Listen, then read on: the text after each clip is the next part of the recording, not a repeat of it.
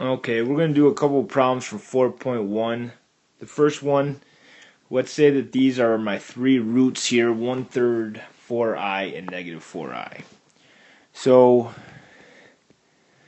if we have x minus a third, and x minus 4i, and x plus 4i, because all I did was change the signs. Now, because I don't like to work with fractions, I'm going to multiply this first parenthesis by 3 to really make this 3x minus 1 times the other 2. I'm going to multiply these two together first because when I do, all of the i's are going to disappear.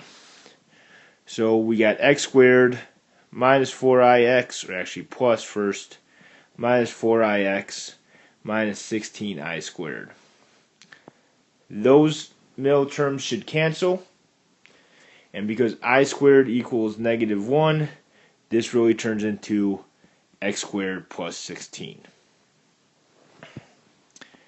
I still have this 3x minus 1 here.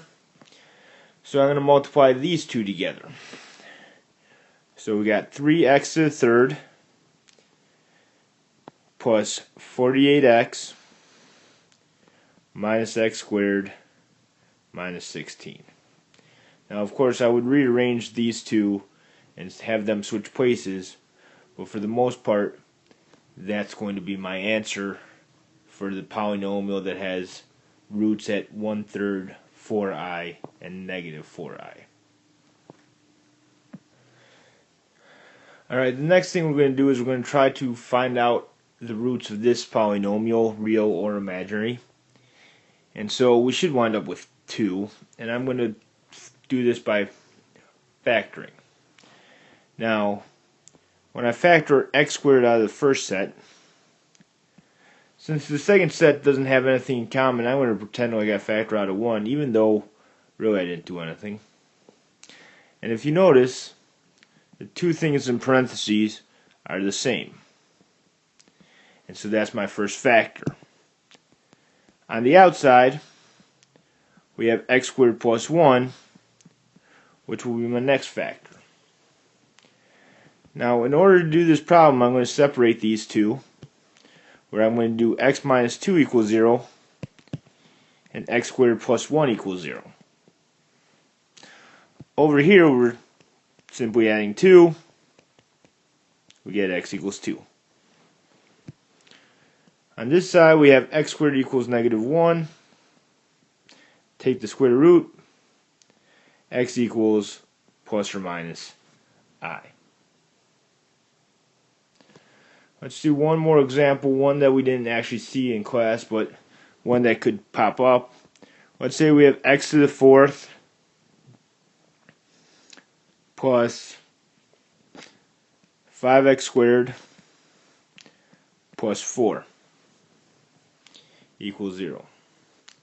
Now I'm going to factor this the way I normally factor polynomials, where I figure out how many things multiply up to be 4 and how many what adds up to be 5. And when I do this, I wind up with x squared plus 4 and x squared plus 1 equals 0. Now once again, I'm going to divide this into two different problems. X squared plus 4 equals 0 and x squared plus 1 equals 0. Over here, I'm going to subtract 4. So we got x squared equals negative 4. Take the square root, and x equals plus or minus 2i. Over here, I'm going to subtract 1. X squared equals negative 1. Take the square root, and x equals plus or minus I. So if we graph this, there's nowhere where the graph is going to be crossing the x-axis, because all 4 of these are imaginary.